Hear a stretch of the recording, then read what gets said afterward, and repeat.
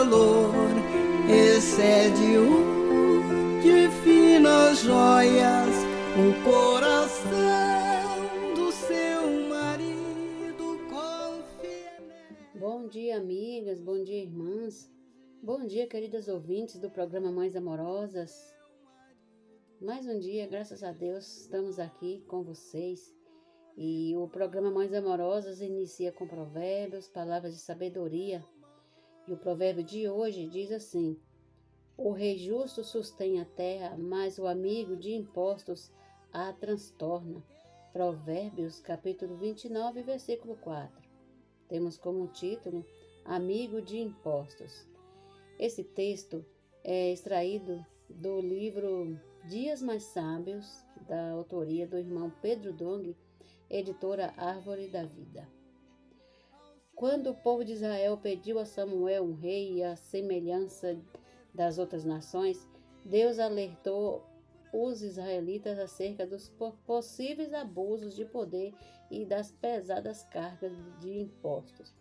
1 Samuel 8. Hoje não é diferente. Tem-se um sistema justo de cobrança de impostos quando o governo retorna à população serviços compatíveis com o montante arrecadado. Todavia, isso é raro em países de terceiro mundo. A razão disso é porque boa parte dos governantes desses países têm o seu interesse pessoal como prioridade. Consequentemente, eles afligem os justos, aceitam suborno e rejeitam as causas dos necessitados. Amós 5,12. A Bíblia nos alerta que nos últimos dias sobrevirão tempos difíceis, pois os homens serão egoístas, avarentos, etc. 2 Timóteo 3:1-5. Egoísta em grego significa amante de si, pessoa que vive em busca de benefício próprio, mesmo que isso implique em prejuízo coletivo.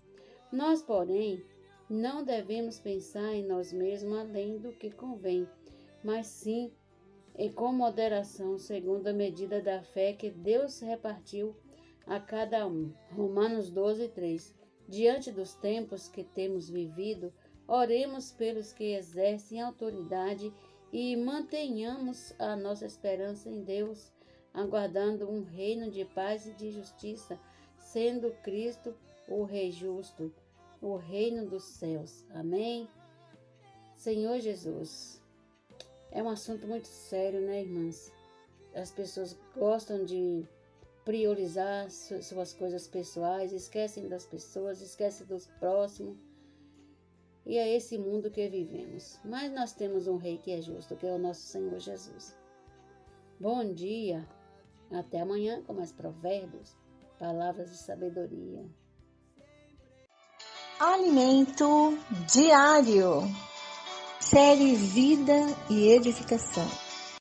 Autoria: Pedro Dong. Leitura: Neide Soares Marques. Levantar antes de qualquer outra coisa. Amados irmãos, amados ouvintes, estamos mais uma vez hoje com a leitura do Alimento Diário.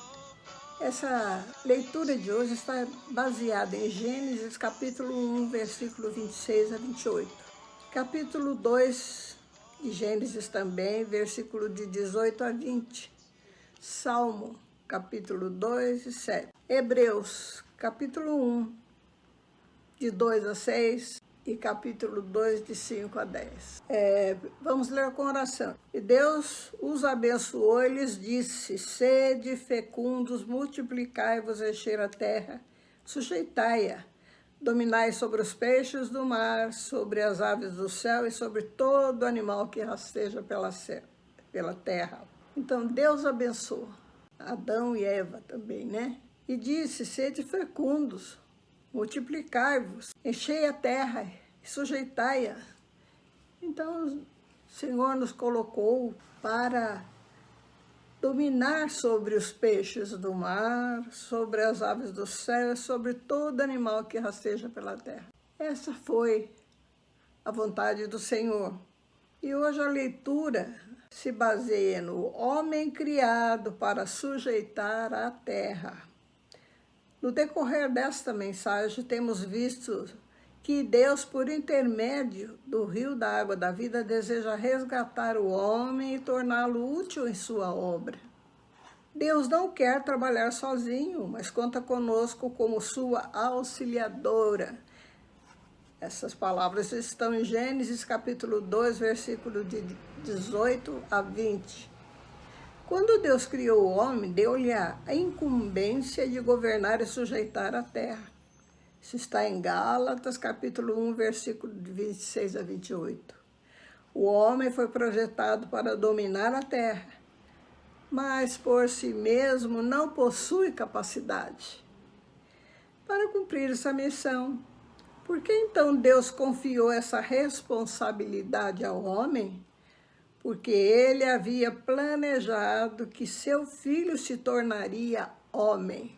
E nesse homem, Cristo, que a humanidade cumpriria essa responsabilidade, de fato foi assim. O livro de Hebreus relata que o universo foi feito por meio de Cristo. Como homem, Cristo cumpriu sua missão na terra, sendo obediente até a morte de cruz, para redimir o homem e resgatá-lo de volta para Deus. Deus então o ressuscitou e na ressurreição Cristo tornou-se o Filho gerado por Deus. Essas palavras estão em Salmo de 2 a 7. Cristo já não era filho de Deus? Sim, ele era o Deus unigênito no seio do Pai. Mas agora, na ressurreição, Cristo, o homem, é gerado como Filho de Deus, tornando-se o Filho primogênito, o primeiro de muitos irmãos. Nós também somos gerados da vida de Deus, tornamos-nos filhos de Deus, chamados para cumprir a missão de sujeitar a terra ao primogênito. Sem Cristo, o homem não tem capacidade para fazer isso.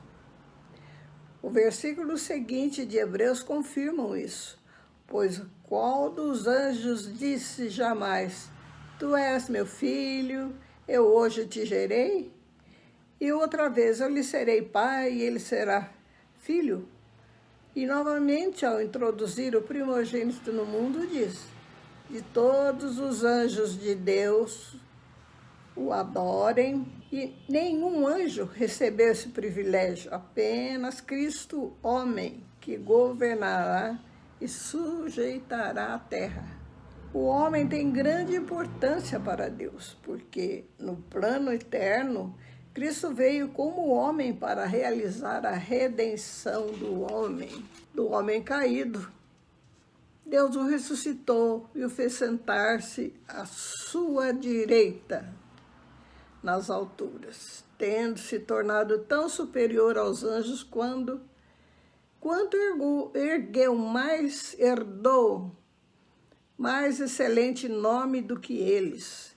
Cristo recebeu um nome superior em contraste com Lúcifer, que desejava ocupar seu lugar. Ao crer em Jesus, somos unidos a Ele, na morte e na ressurreição,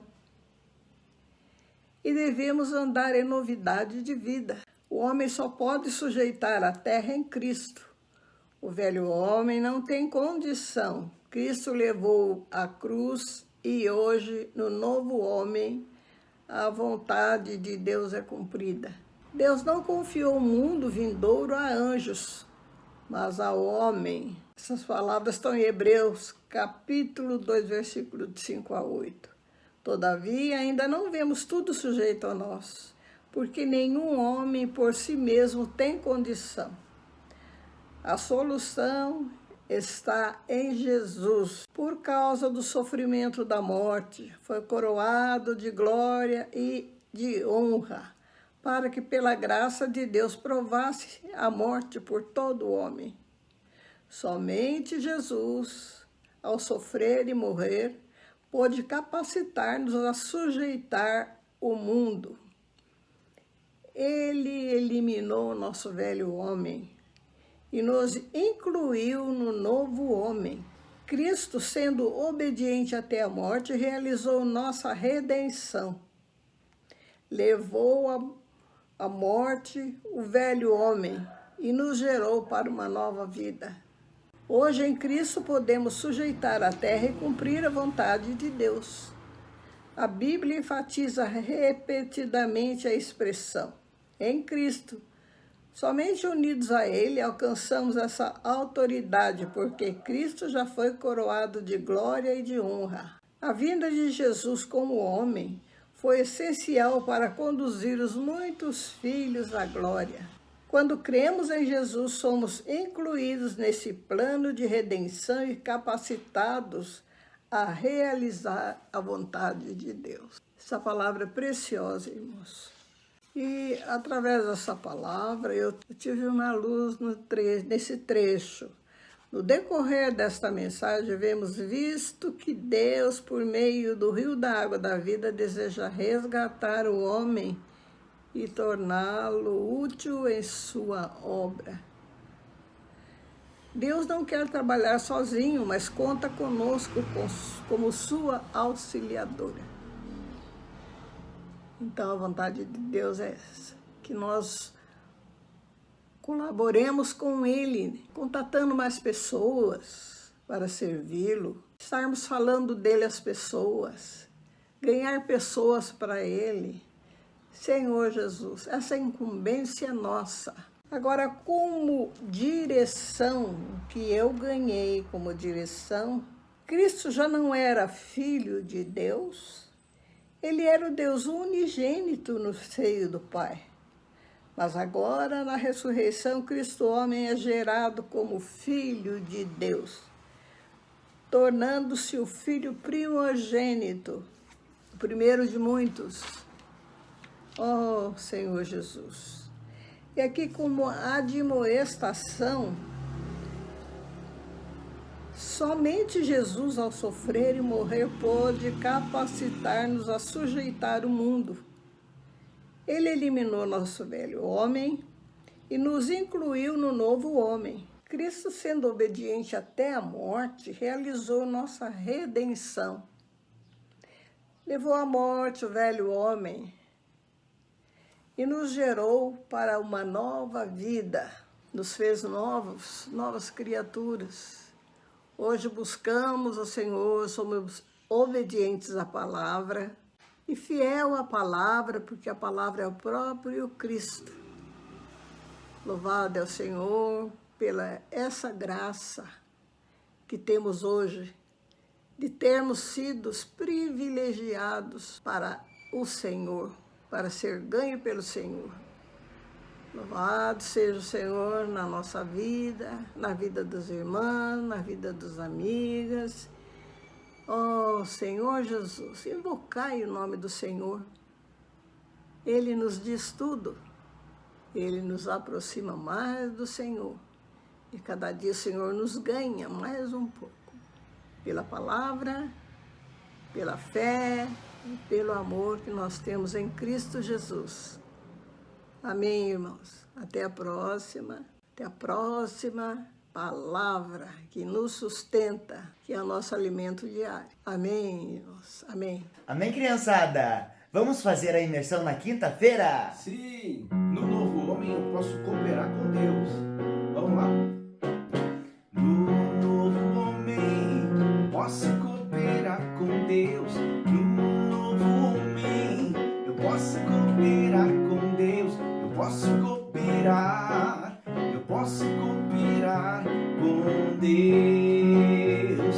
Oh, oh. No novo homem eu posso cooperar com Deus. No novo homem eu posso cooperar com Deus. Eu posso cooperar com Deus. Oh, oh. Posso cooperar com Deus.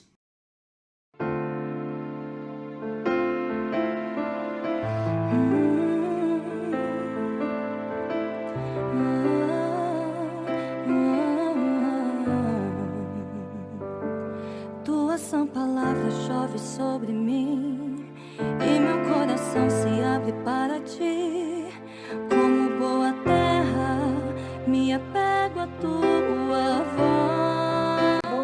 Amadas irmãs, queridas ouvintes, estamos começando a nossa leitura bíblica de hoje, né? Ontem comecei a fazer o programa de manhã, só consegui concluir à tarde, né? Muitas notas, muito rico o capítulo 11, cheio de detalhes, né? E hoje nós vamos concluir o livro de Daniel, capítulo 12. Então convido você a pegar a sua Bíblia e vem comigo, vamos entrar aqui na história, né? Vamos ler e desfrutar deste último capítulo, né? Um livro que vale a pena você ler de novo, tá? Ler de novo, conferindo notas, referências, né? Muito cheio de revelação, né? Senhor, nós te agradecemos por estarmos concluindo o livro de Daniel hoje.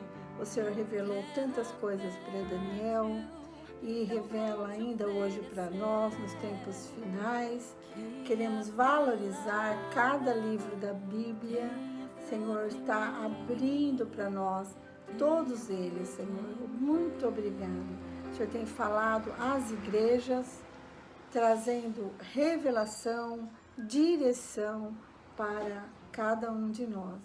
Muito obrigado pelo seu falar, que não para. O Senhor está sempre falando ao seu povo. Obrigada, Jesus, por tudo o que o Senhor tem proporcionado para nós. Amém. Amém, amada irmã. Vamos então começar o nosso capítulo 12. O título é O Tempo do Fim. Nesse tempo se levantará Miguel, o grande príncipe, o defensor dos filhos do povo de Deus. Então, eu quero dizer para você que Miguel é o anjo da guarda de Israel, certo? O Senhor deu essa incumbência, ele protege a nação de Israel. E nesse tempo ele vai se levantar como príncipe, como defensor dos filhos do povo de Deus. E haverá tempo de angústia, como nunca houve. Que tempos são esses? Tempo de grande tribulação. Desde que existem nações até aquele tempo. Mas naquele tempo o povo de Deus será salvo. Todo aquele que for achado inscrito no livro. Muitos dos que dormem no pó da terra ressuscitarão. Uns para a vida eterna, outros para vergonha e horror eterno. Os que forem sábios resplandecerão como o fulgor do firmamento, e os que conduzirem muitos à justiça brilharão como as estrelas, sempre e eternamente. Quanto a você, Daniel, encerre as palavras e cele o livro, até o tempo do fim. Muitos correrão de um lado para outro, e o saber se multiplicará. Então eu, Daniel, olhei, e eis que outros dois estavam em pé às margens do rio, um de cada lado. Um deles perguntou ao homem vestido de linho que estava sobre as águas do rio: quando se cumprirão estas maravilhas? Então ouvi o homem vestido de linho que estava sobre as águas do rio. Ele levantou a mão direita e a esquerda até o céu e jurou por aquele que vive eternamente, dizendo: passarão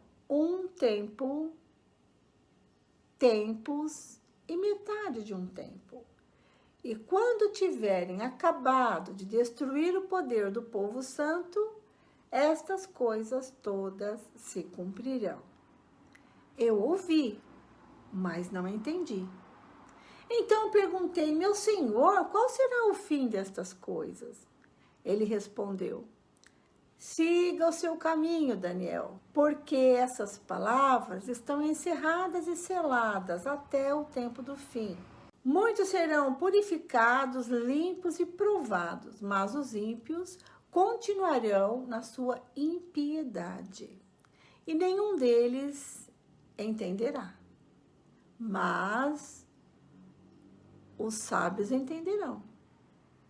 Depois do tempo em que o sacrifício diário for tirado e a abominação desoladora for estabelecida, haverá ainda 1290 dias. Bem-aventurado o que espera e chega até 1335 dias. Quanto a você, siga o seu caminho até o fim. Você descansará e ao fim dos dias se levantará para receber a sua herança. Olha que notícia maravilhosa que Daniel recebeu, né? Você vai ter uma herança, né? Você vai dormir, mas vai ressuscitar no último dia e vai receber a sua herança. Senhor Jesus. Agora nós vamos às notas, né? Terminamos aqui o capítulo, agora vamos à nota. Nota 1, naquele tempo se refere aos eventos preditos no parágrafo anterior. São os tempos do fim, né? Como a gente já comentou aqui. O qual detalha a furiosa tentativa do anticristo de destruir e aniquilar o povo judeu. Então, essa grande tribulação vai ser muito forte para os judeus, né? Capítulo 11, versículo 44 de Daniel, né? A referência para você. Então, o arcanjo Miguel, que representa o povo judeu, se levantará em sua defesa para preservá-los. Isso será necessário porque a grande tribulação, que é a segunda metade da 70ª semana, né? Ou seja, são 7 anos, 3 anos e meio vai ser de paz, e 3 anos e meio vai ser de grande tribulação. Então, está se referindo a essa segunda parte dos 7 anos aí, né, que corresponde à 70ª semana. Será um tempo de tribulação sem precedentes. A gente pensa aqui, né, que foi algo horroroso o que o Hitler fez com o povo judeu. Mas aqui diz que é sem precedentes. A tribulação vai ser muito pior. Apesar da natureza terrível da perseguição de Israel, no final o remanescente que sobreviver da nação judaica se voltará à fé para o seu Messias, Jesus Cristo. Isso está profetizado em Zacarias, capítulo 2, versículo 10. E também em Romanos, capítulo 11, 25 a 27. E ele os libertará. Ele quem? O próprio Jesus vai vir libertar o povo de Israel. O livro se refere ao celestial livro da vida, em que estão escritos os nomes dos eleitos. Esse livro é citado em vários livros da Bíblia. Em Salmos, capítulo 69, 28, em Filipenses, capítulo 4, versículo 3, em Apocalipse, capítulo 13, versículo 8, capítulo 17, versículo 8 e capítulo 20, versículo 15. Nota 2. Depois do livramento de Israel, haverá uma ressurreição de muitos que dormem no pó da terra. Esse versículo não denota qualquer tipo de sono de alma antes da ressurreição, visto que os fiéis estarão com Deus imediatamente após morrer, certo? Então, 2 Coríntios 5:8, Filipenses 21 a 23, fala sobre isso, vale a pena você conferir. E os incrédulos irão para um lugar de sofrimento também, imediatamente após a morte. Então, Lucas mostra isso claramente para nós na passagem da morte de Lázaro, né? O mendigo e o rico. Então, mostra que Lázaro foi para a parte de conforto, né? E o rico foi para a parte terrível, que é o inferno, né? Isso está registrado em Lucas, capítulo 16, versículos 22 a 23. Então, se você tem parentes seus cristãos que faleceram, fique tranquila, eles estão no seio de Abraão, no lado prazeroso ali, tá certo? Só vamos ficar tristes se a gente souber que morreu alguém, né, que é algum querido nosso que não teve o Senhor. A palavra sono é usada como uma metáfora para enfatizar o estado temporário da morte corporal, antes de ser fisicamente renascida na ressurreição. Então, você e eu somos eternos, tá certo?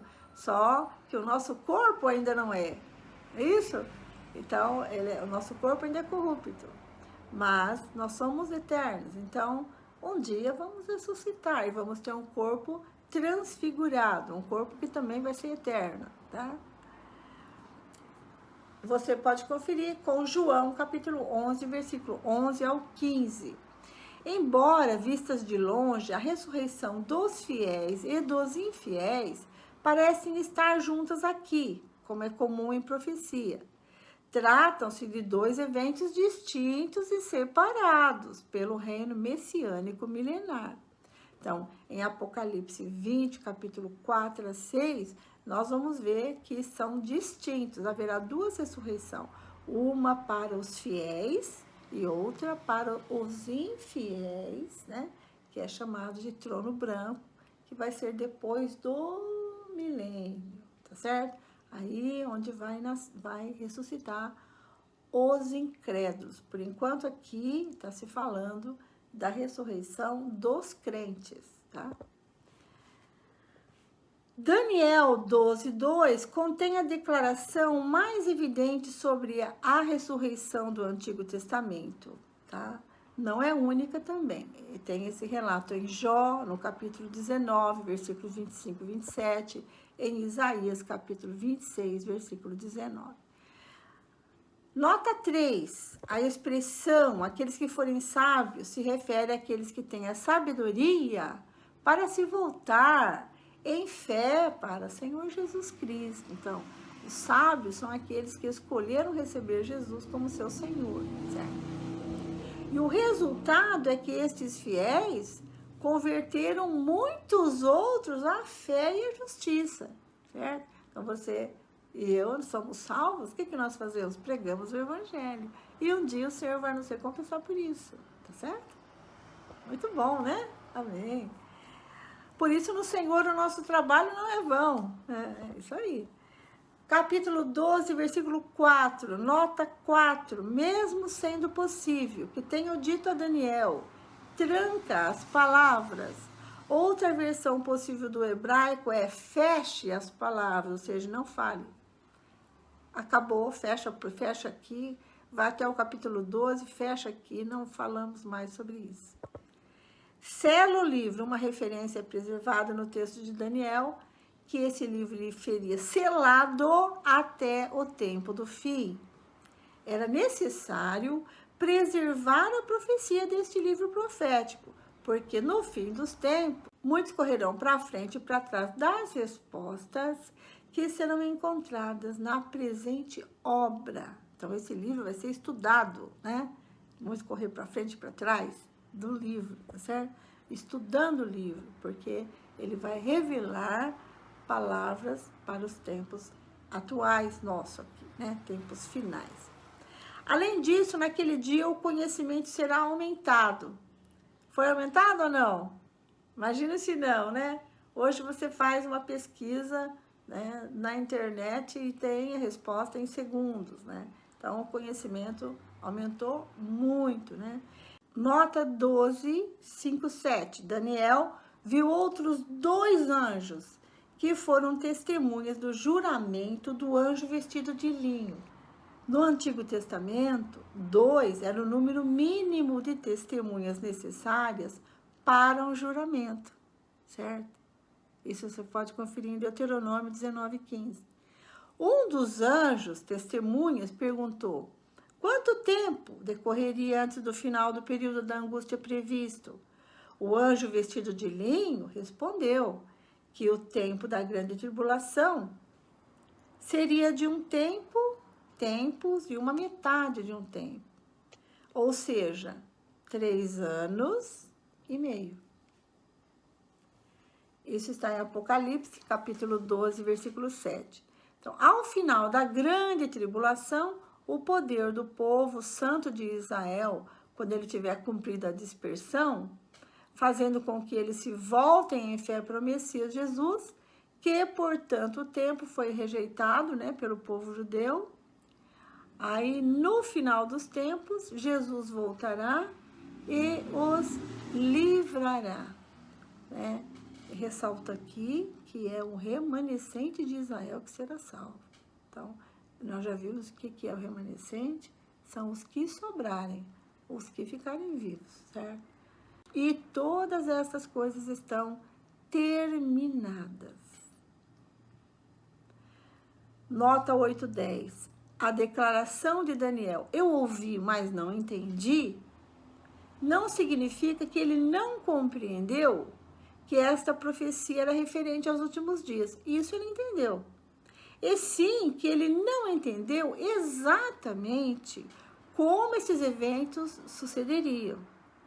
Foi dito a Daniel que seguisse seu caminho. Então, Daniel não precisava entender, porque não era para aquele tempo dele, certo? Então, o homem vestido de linho diz para ele, segue o teu caminho, porque as palavras estão fechadas, quer dizer, fechadas, tá? Para ser aberta precisa de revelação, o Senhor não ia revelar naquele momento. E elas estão seladas até o tempo do fim. Então, o que significa que elas não serão reconhecidas totalmente até se cumprirem nos últimos dias. Nestes dias, os ímpios não serão capazes de compreender a sua situação, porém os sábios entenderão. Quem são os sábios que a gente viu? Aqueles que receberam Jesus. Esses são os sábios, né? Os sábios entenderão o livro de Daniel, certo? Eles entenderão o cumprimento das palavras de Daniel e se voltarão em fé para o Deus de Israel e para seu Messias, Jesus Cristo. Nota 11:12. Foram revelados a Daniel 2 intervalos de tempo. Primeiro, da metade da tribulação, quando o anticristo puser fim ao sacrifício diário e cometer a abominação da desolação, até o fim haverá 1290 dias. A grande tribulação será de 3 anos e meio, ou seja, 1260 dias. Referência para você, Apocalipse 12:6 e 13, versículo 5. Aqui nós temos 30 dias a mais, provavelmente indicando o tempo referente ao julgamento das nações. Então, termina, né, a grande tribulação, mas tem 30 dias a mais, então haverá um julgamento aqui, certo? Segundo uma bênção, aguarda aquele que espera e chega aos 1305 dias. Um lapso que não somente inclui os 30 dias do juízo das nações, mas 45 dias mais, talvez para estabelecer o reino messiânico, certo? Então, interessante, né? Vai ter a grande tribulação, que vai ser 3 anos e meio, certinho, 3 anos e meio. Mas depois haverá mais 30 dias. Esses 30 dias, né, segundo a nota aqui, é para julgamento. E depois mais 45 dias para estabelecer o reino de Jesus, o reino messiânico. Aquele que entrar neste reino é chamado de bendito, porque fará parte do mundo mais glorioso que já existiu, governado pelo grande rei, pelo próprio Senhor Jesus. O anjo disse a Daniel que ele deveria prosseguir até o final da sua vida, quando iria descansar. Um eufemismo para a morte. Daniel, no entanto, recebeu promessa de que também ressuscitaria dos mortos no final dos dias. Então, Daniel se levantará também, né? Será ressuscitado como sábio, né? Como aquele que foi salvo pelo Senhor Jesus. Amém? Muito maravilhoso o livro de Daniel. Eu pretendo ler novamente, né? E aconselho você a fazer o mesmo. Muito rico, nós como sábios vamos ter mais e mais compreensão dessas palavras, amém? Então vamos mergulhar nelas, tá bom? Deus abençoe vocês, fiquem com a irmã Lene, que continua a leitura de hoje, e até amanhã, quando nós vamos começar um novo livro, um outro profeta, Oséias. Também vai falar sobre o final dos tempos, fique esperta. Tchau, tchau. Até amanhã, eu aguardo vocês. Bom dia, irmãs. Bom dia, irmã Vera. Vamos continuar com a leitura bíblica, lendo os Salmos, capítulo 123, Provérbios 29, de 2 ao 4, e a primeira carta de João, capítulo 4. E o Salmos começa assim: oração por compaixão. A ti que habita nos céus, eleva os olhos. Como os olhos dos servos estão atentos às mãos dos seus senhores e olhos da serva à mão de sua senhora, assim os nossos olhos estão atentos ao Senhor nosso Deus, até que tenha compaixão de nós. Verdade. Tem compaixão de nós, Senhor, tem compaixão, pois estamos saturados de tanto desprezo. A nossa alma está saturada da zombaria dos arrogantes e do desprezo dos soberbos. Agora vamos ver os Provérbios 29, do 2 ao 4. Quando os justos se multiplicam, o povo se alegra. Quando o ímpio domina, então o povo lamenta. Quem ama a sabedoria alegra o seu pai, mas o companheiro de prostitutas desperdiça os bens. O rei justo traz estabilidade ao país, mas o amigo de impostos o leva à ruína. Agora, vamos ler a primeira carta de João, capítulo 4. O espírito da verdade e o espírito do erro. Amados, não deem crédito a qualquer espírito, mas provem os espíritos para ver se procedem de Deus, porque muitos falsos profetas têm saído mundo afora. Nisto vocês reconhecem o Espírito de Deus. Todo espírito que confessa que Jesus Cristo veio em carne é de Deus.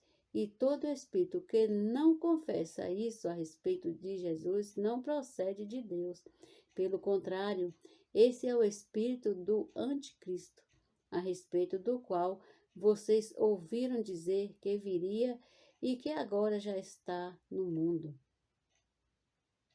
Filhinhos, vocês são de Deus e venceram os falsos profetas, porque aquele que está em vocês é maior do que aquele que está no mundo. Eles procedem do mundo, porque essa razão falam da parte do mundo e o mundo os ouve. Nós somos de Deus. Quem conhece a Deus nos ouve. Quem não é de Deus não nos ouve. Nisto conhecemos o espírito da verdade e o espírito do erro. Deus é amor. Amados, amem-nos uns aos outros, porque o amor procede de Deus, e todo aquele que ama é nascido de Deus e conhece a Deus. Quem não ama não conhece a Deus, pois Deus é amor. Nisto se manifestou o amor de Deus em nós, em haver Deus enviado o seu Filho unigênito no mundo para vivermos por meio dele. Nisto consiste o amor, não em que nós tenhamos amado a Deus, mas em que ele nos amou e enviou seu Filho como propiciação pelos nossos pecados. Amados, se Deus nos amou de tal maneira, nós também devemos amar uns aos outros. Nunca ninguém viu a Deus. Se amarmos uns aos outros, Deus permanece em nós e o seu amor é em nós aperfeiçoado.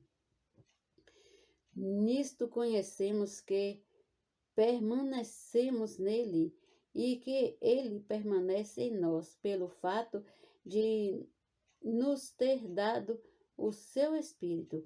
E nós temos visto e damos testemunho de que o Pai enviou o seu Filho como Salvador do mundo. Aquele que confessar que Jesus Cristo é o Filho de Deus, Deus permanece nele e ele permanece em Deus. E nós conhecemos o amor e cremos neste amor que Deus tem por nós. Deus é amor. Aquele que permanece no amor permanece em Deus e Deus permanece nele. Nisto o amor é aperfeiçoado em nós, para que no dia do juízo mantenhamos confiança, pois assim como ele é, também nós somos deste mundo. No amor não existe medo, pelo contrário, o perfeito amor lança fora o medo, porque o medo envolve castigo, e quem teme não é aperfeiçoado no amor. Nós amamos porque ele nos amou primeiro. Se alguém disser, amo a Deus, mas odiar o seu irmão, esse é mentiroso, pois quem não ama o seu irmão a quem vê, não pode amar a Deus a quem não vê. E o mandamento que dele temos é este: quem ama a Deus, que ame também o seu irmão. Amém? Ó Senhor Jesus, Deus é amor. Isso é o que importa para nós, né, irmãs? Deus é amor. Vamos amar os irmãos com o amor de Deus. Bom dia, até amanhã com mais leitura bíblica.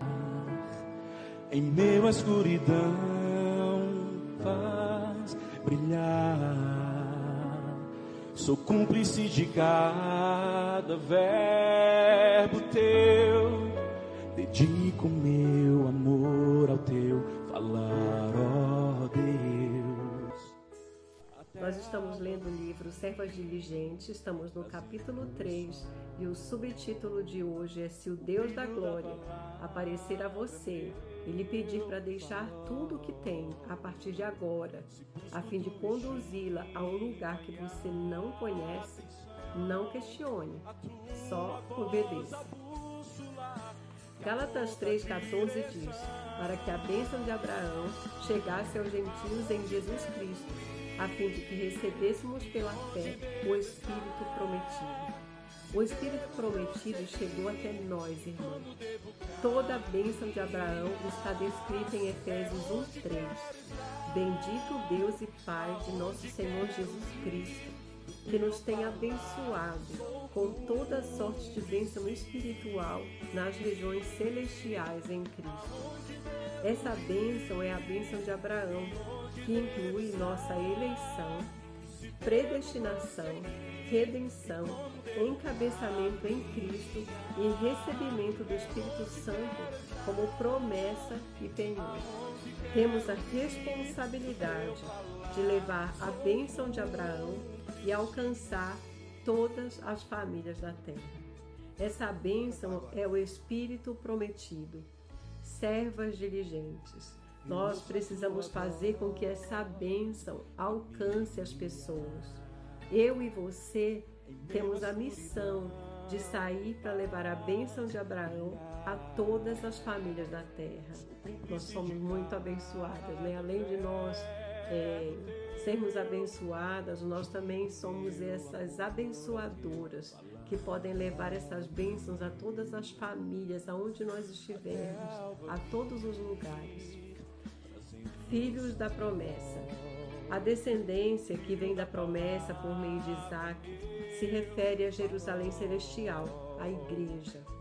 Não se trata do povo judeu na terra. Antes, Deus havia prometido que a descendência de Abraão seria tão numerosa como a areia da terra, o que representa a descendência terrena. Porém, A descendência celestial, representada pelas estrelas no céu, se refere à igreja. Refere-se a nós. Aleluia! Deus mudou o nome de Sarai para Sara e prometeu-lhe um filho. Não obstante a idade avançada de Sara, estando Abraão ainda incrédulo, o Senhor reafirmou que ele lhe daria um filho, chamado Isaque. Em Gênesis 17, 16 e 19, lemos: abençoá-la-ei e dela te darei um filho. Sim, eu a abençoarei, e ela se tornará nações. Rei de povos procederão dela. Deus lhe respondeu: de fato, Sara, tua mulher, te dará um filho, e lhe chamarás Isaque. Estabelecerei com ele a minha aliança perpétua para a sua descendência. Portanto, Agar corresponde a Jerusalém atual, terrena, que está em escravidão sob a lei. O filho da escrava nasceu segundo a força da carne.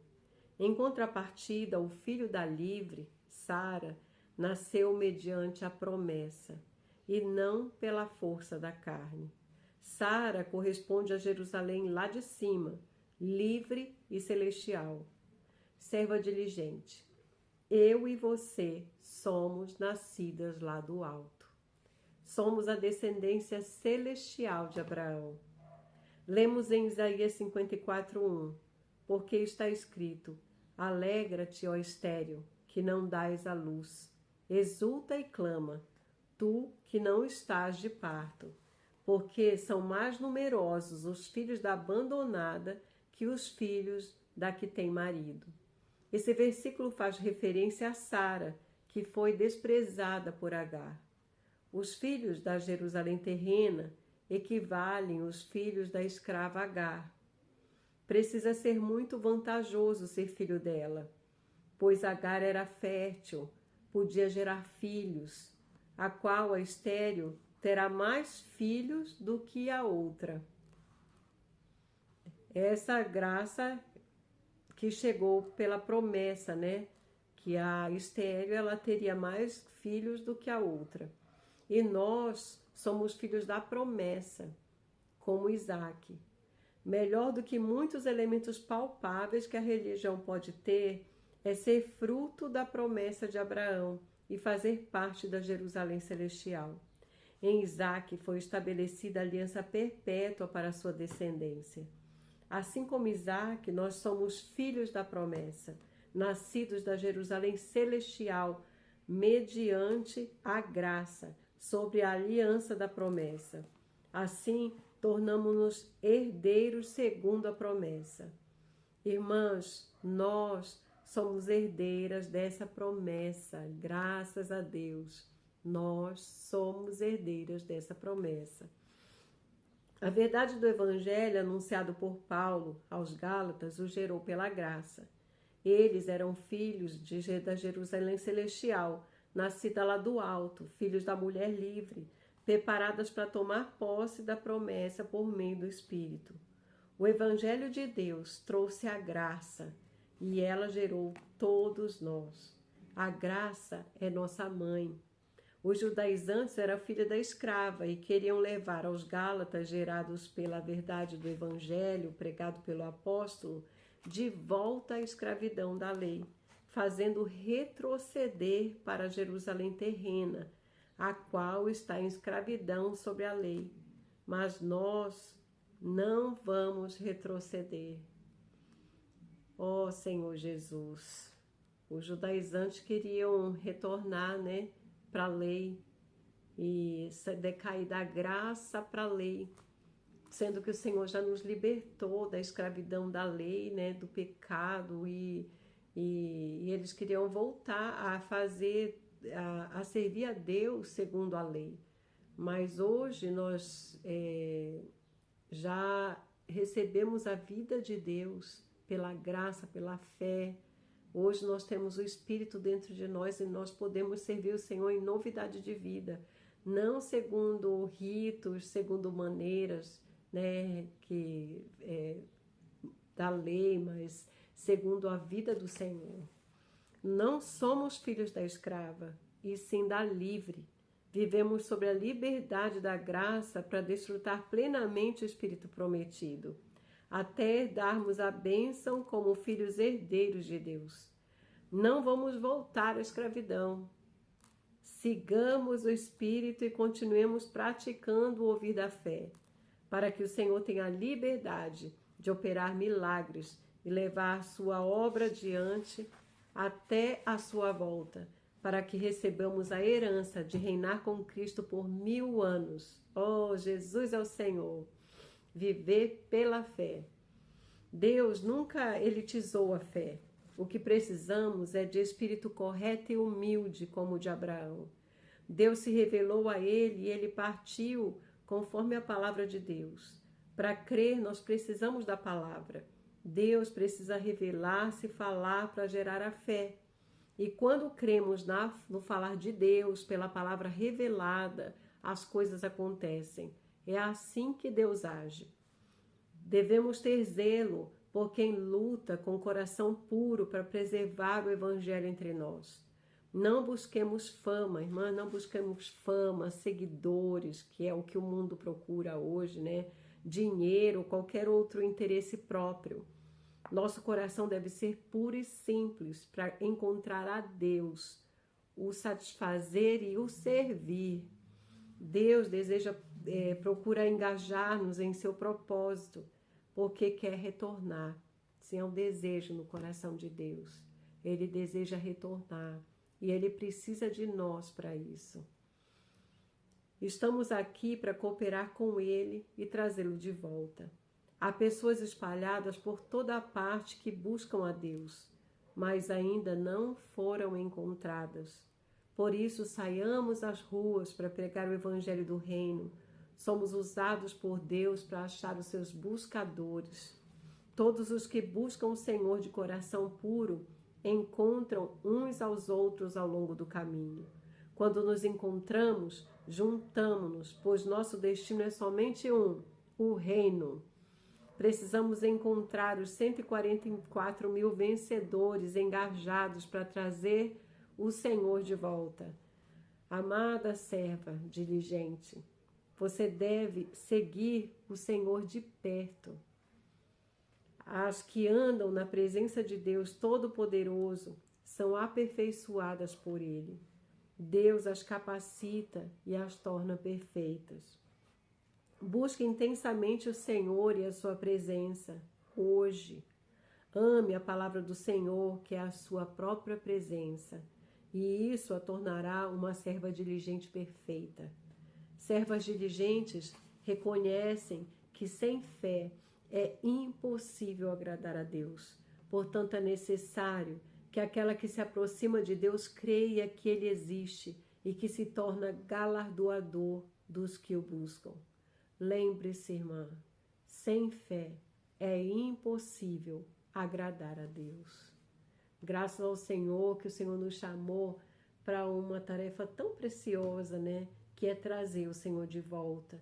O Senhor conta conosco nessa terra para buscar esses buscadores. Nós somos buscadores, mas que estão buscando também outros buscadores, aqueles que têm um coração simples, um coração que deseja trazer o Senhor de volta, que não busca os seus próprios interesses, né? Não busca fama, seguidores ou riquezas, né, dessa terra, mas que buscam a vontade do Senhor.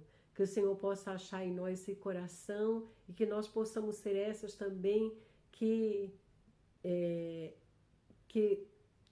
vão atrás desses buscadores, né? Que lutam, que pregam o Evangelho, que saem às ruas. Que o Senhor possa usar cada um de nós.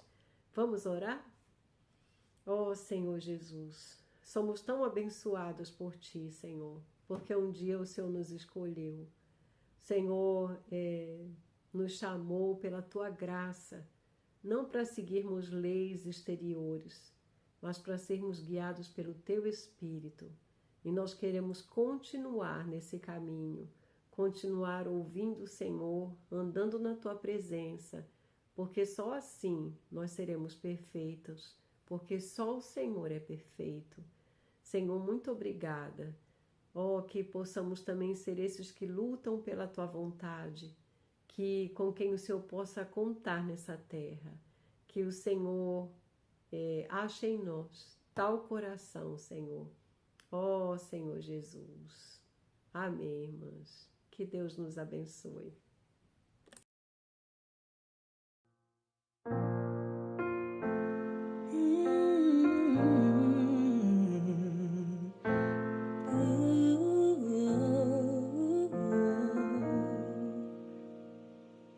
Quando a noite é mais escura, quando as trevas são mais densas, quando o mundo está mais forte e tudo está incerto, cresce em nós a esperança, a aurora está mais perto, como o sol lá das alturas, Jesus.